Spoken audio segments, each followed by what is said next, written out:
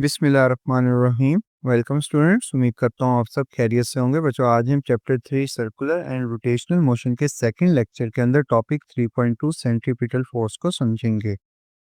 ये topic page number 56, 57 और 58 पर मौजूद है और इस टॉपिक के बारे में बहुत से बच्चों के माइंड में कंफ्यूजन है, क्योंकि बच्चों लास्ट बुक के अंदर जो इससे पहले आपकी फर्स्ट ईयर की बुक थी, इस टॉपिक की काफ़ी लेंथी डेरिवेशन मौजूद थी और जिसकी वजह से आजकल की बुक्स के अंदर भी इसकी काफ़ी ज़्यादा लेंथी डेरिवेशन मौजूद है। न्यू बुक के अंदर इसकी डेरिवेशन को कम कर दिया गया है और इन चीज़ों को ऐड किया गया है। तो बेटा आपने इसको न्यू बुक के अकॉर्डिंग यानी इन्हीं नोट्सों से आपने इस टॉपिक को तैयार करना है। चलें स्टार्ट करते हैं। सेंट्रीपिटल फोर्स है क्या? फर्स्ट करें बेटा, हमारे पास एक बॉल है, उसको हमने एक धागे के साथ बांधकर सर्कुलर पाथ पर मूव करवाया और जब तक बेटा ये धागा नहीं टूटेगा, ये बॉल जो है ये सर्कुलर पाथ पर मूव करती रहेगी। और जैसे ही बेटा ये अगर धागा टूट जाता है तो ये बॉल जो है ये स्ट्रेट पाथ पर मूव करेगी। मतलब हमारे पास एक फोर्स थी धागे के अंदर जो इसको सर्कुलर पाथ पर मूव करने पर मजबूर कर रही थी, जबकि ये बॉल खुद जो है वो स्ट्रेट पाथ पर मूव करना चाहती थी। वो उसी फोर्स को हम सेंट्रीपिटल फोर्स का नाम देते हैं। एक ऐसी फोर्स जो ऑब्जेक्ट को स्ट्रेट पाथ से सर्कुलर पाथ पर मूव करवाए, उसको हम सेंट्रीपिटल फोर्स कहेंगे। डिफाइन कैसे करेंगे? The force needed to bend straight path of the particle into a circular path is called the centripetal force. It act perpendicular toward the center of the circle. इस force की जो direction होती है वो हमारे पास centre की तरफ होती है और इस केस में ये सेंट्रीपिटल फोर्स जो थी वो इस धागे की टेंशन थी। मतलब टेंशन सेंट्रीपिटल फोर्स प्रोवाइड करेगी। According to Newton second law, a force causes acceleration in circular motion, the direction of velocity changes and magnitude remains same। इस लाइन को जरा गौर से समझना है। जब बेटा कहीं पर फोर्स लगती है तो बेटा डेफिनेटली वहां पर एक्सेलरेशन भी मौजूद होती है और सर्कुलर पाथ के ऊपर हर पॉइंट पे ऑब्जेक्ट अपनी डायरेक्शन चेंज करता है, जिसकी वजह से हम कहते हैं वेलोसिटी चेंज हो जाती है। लेकिन जिस स्पीड से जिस रफ्तार से वो बॉल मूव कर रही थी सर्कुलर पाथ पर वो सेम रहेगी, जिसको हम ये कह सकते हैं मैग्नीट्यूड ऑफ वेलोसिटी जो है वो हमेशा सेम रहेगा। A continuous force must act toward the center to change this direction. और वो जो फोर्स सेंट्रीपिटल फोर्स जो सेंटर की तरफ लग रही थी वो बेटा हमेशा सेंटर की तरफ लगती रहेगी, जिसकी वजह से इस बॉल की जो डायरेक्शन है वो चेंज होती रहेगी। मतलब डायरेक्शन कैसे चेंज होगी? ये बॉल हर पॉइंट पर बेटा बाहर की तरफ जाना चाहती है, लेकिन ये फोर्स इसको बाहर जाने की बजाय इसको सर्कुलर पाथ पर मूव करवाने के लिए हर पॉइंट पर इसकी डायरेक्शन को चेंज करती रहेगी। This invert force is called centripetal force. और ये जो वर्ड है बेटा सेंट्रीपिटल, ये दो लैटिन वर्ड यानी सेंट्रम और पेट्री से मिलकर बना है। और इसकी एग्जांपल में आपने याद रखना है, ball tired to a string moving in a horizontal circle, the tension provide the centripetal force. मतलब एक बॉल को आपने धागे के साथ बांधा और सर्कुलर पाथ में मूव करवा रहे हैं। If the string break the ball will fly tangential in a straight line. और जब वो धागा टूट जाएगा तो वो स्ट्रेट पाथ यानी जैसे यहाँ पर शो किया गया पाथ ए से बी, इस पाथ पर मूव करेगी। इसका मतलब ये था कि वो बॉल बिल्कुल स्ट्रेट लाइन मोशन करना चाह रही थी, लेकिन सेंट्रीपिटल फोर्स ने उसे मजबूर किया कि वो सर्कुलर पाथ पर मूव करना स्टार्ट कर दे। नेक्स्ट बेटा, फार्मूला ऑफ सेंट्रीपिटल फोर्स। हमने लास्ट स्लाइड में देखा था जब भी कहीं पर फोर्स लगती है तो वहां पर एक्सेलरेशन भी प्रोड्यूस होती है। When the object move in a circular path of radius r with constant speed, its direction changes, the object accelerate toward the centre and this is called centripetal acceleration. और centripetal acceleration हमने first lecture में देखा था, वो equal थी a is equal to v square divided by are.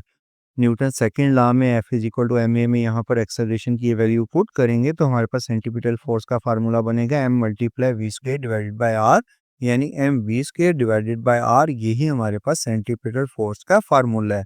और यहाँ पर ये जो v है बेटा ये हमारे पास लीनियर वेलोसिटी है। अगर हमने एंगुलर वेलोसिटी लिखना हो तो बेटा लास्ट स्लाइड में हमने कहा था object is rotating with angular velocity omega in radian पर सेकंड, इसका ऐसा ही यूनिट था। तो बेटा एक रिलेशन था v is equal to R omega.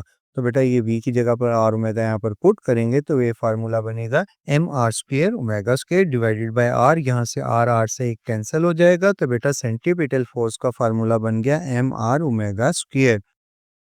और ये फार्मूला भी बच्चों आपने याद रखना है क्योंकि इसे हमने न्यूमेरिकल्स में यूज करना है। नेक्स्ट है बच्चों हमारे पास एग्जांपल्स ऑफ सेंट्रीपिटल फोर्स।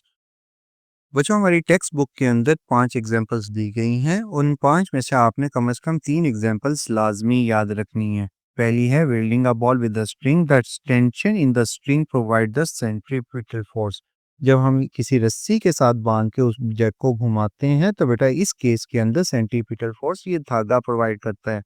एक पॉइंट आपने याद रखना है बच्चों, सेंट्रीपिटल फोर्स एक अलहदा से फोर्स नहीं है। मतलब जैसे ग्रेविटेशनल फोर्स है हमेशा एग्जिस्ट करती है, इस तरह सेंट्रीपिटल फोर्स एक स्पेसिफिक फोर्स नहीं है। मतलब हमारे पास एक नेचुरल फोर्स नहीं है। डिफरेंट कंडीशंस के अंदर, डिफरेंट सिनेरियोज के अंदर डिफरेंट फोर्सेस सेंट्रीपिटल फोर्स का काम करती हैं। फॉर एग्जांपल, अगर मैं एक बॉल को रस्सी के साथ बांध के घुमाता हूं तो बेटा इसके अंदर इस रस्सी की जो टेंशन है वो हमारे पास सेंट्रीपिटल फोर्स का काम करेगी। इसी तरह बेटा हमारे पास अर्थ जो है वो सन के इर्द गिर्द घूमती है तो बेटा इस केस के अंदर रस्सी हमारे पास सेंट्रीपिटल फोर्स का काम नहीं कर रही, बल्कि अर्थ की जो ग्रेविटेशनल फोर्स है वो हमारे पास सेंट्रीपिटल फोर्स प्रोवाइड कर रही है, जिसकी वजह से ये सर्कुलर पाथ पे मूव कर रही है।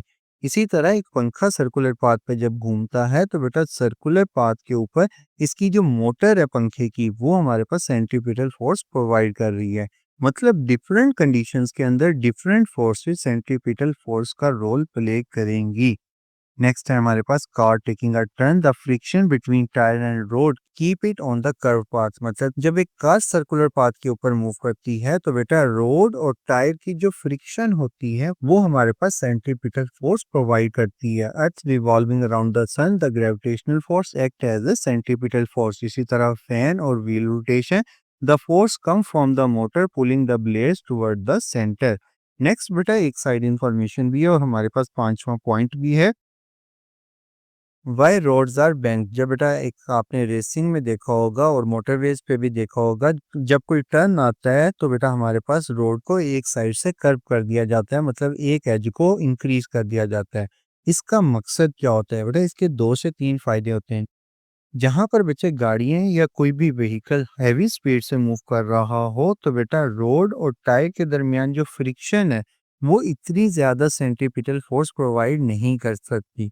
कर्व पाथ करने से, एक एज को इंक्रीज करने से जो एक नॉर्मल रिएक्शन फोर्स होती है वो भी सेंट्रीपिटल फोर्स प्रोवाइड करती है। सिंपल वर्ड्स के अंदर एक एज को इंक्रीज कर देते हैं तो बेटा हमारे पास इन कार्स को ज्यादा सेंट्रीपिटल फोर्स मिलती है as compare to straight path. और हाई स्पीड में होने की वजह से कर्व पाथ के ऊपर गाड़ियों को, व्हीकल्स को ज्यादा सेंट्रीपिटल फोर्स चाहिए होती है। On curved road, friction provides centripetal force. If road is wet or vehicle is too far, friction may not be enough. That's why roads are bent outer edge raised to prevent skidding and to help turn safely. Next है बच्चों हमारे पास applications of centripetal force. Centripetal force की application मतलब हम centripetal force से क्या क्या काम कर सकते हैं और हम इसको डेली लाइफ में कहाँ कहाँ पर यूज करते हैं। पहली है बेटा हमारे पास सेंट्रीफ्यूग मशीन। ये मशीन हमारी लैब्स के अंदर मौजूद होती है। इसके अंदर हमने हैवी पार्टिकल और लाइटर पार्टिकल्स को सेपरेट करने के लिए यूज करते हैं। इसके अंदर बेटा ये जो ट्यूब्स होती हैं इसके अंदर हम उस लिक्विड को, उस चीज को डालते हैं और इस मशीन को बंद कर देते हैं और मशीन को चला देते हैं। जब ये मशीन चलती है तो इसके अंदर ये जो ट्यूब्स हैं वो इस तरह सर्कुलर पाथ के ऊपर रोटेट करती हैं और रोटेट करने से जो हैवियर पार्टिकल होते हैं बेटा वो यहाँ पर चले जाते हैं कॉर्नर पे, और जो लाइट पार्टिकल होते हैं वो ऊपर आ जाते हैं। ये सारी ट्यूब्स बेटा इस तरह हाई स्पीड से मूव करती हैं और हाई स्पीड से मूव करने से लाइट पार्टिकल और हैवियर पार्टिकल सेपरेट हो जाते हैं। Used in lab to separate particle in liquid, when rotated fast heavier particle move outward, lighter stay inside. नेक्स्ट है बच्चों हमारे पास washing machine spinner. Washing machine spinner में बेटा हम इसको यूज करते हैं, मतलब जब हम गीले कपड़े इस वॉशिंग मशीन के अंदर डालते हैं तो वॉशिंग मशीन इन सारे कपड़ों को स्पीड से घुमाती है। वाटर जो कपड़ों के अंदर होता है उनको कहीं से भी सेंट्रीपिटल फोर्स नहीं मिलती, जिसकी वजह से बेटा वो इन होल्स की मदद से बाहर की तरफ मूव करते हैं। तो हम कहेंगे drum spin fast, water move out through holes, close stay inside, using the same centripetal force idea. Third application है क्रीम सेपरेटर। इसी प्रिंसिपल पर काम करता है, क्योंकि बेटा क्रीम जो होती है वो लाइट होती है और बाकी जो मिल्क होता है वो हैवी होता है। जब हम इस मशीन में डाल के उसको हाई स्पीड से रिवॉल्व करवाते हैं तो बेटा लाइट पार्टिकल जो है वो सेंटर के करीब रहते हैं और हैवी मिल्क जो होता है वो कॉर्नर्स पे चला जाते हैं। जैसे इस ट्यूब में यहाँ पर हैवी पार्टिकल चले गए थे और लाइट पार्टिकल यहीं पर रहे थे, तो हम कहेंगे milk is rotated, light particle cream gather near centre, heavy milk move outward, cream separates easily. और ये था बेटा आज का लेक्चर। लेक्चर अच्छा लगा हो तो लाइक और सब्सक्राइब करना मत भूलिएगा। थैंक यू, खुदा हाफिज।